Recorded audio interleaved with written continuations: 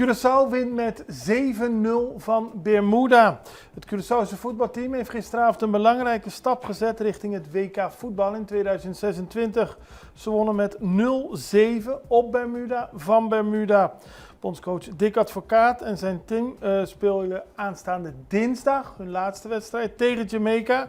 Curaçao staat door de winst op Bermuda en door het feit dat Jamaica gelijk heeft gespeeld tegen Trinidad en Tobago, staan ze nu eerst in de pool. Dus als ze dinsdag winnen van Jamaica of gelijk spelen, kwalificeren ze zich direct voor het WK volgend jaar in Amerika, Mexico en Canada.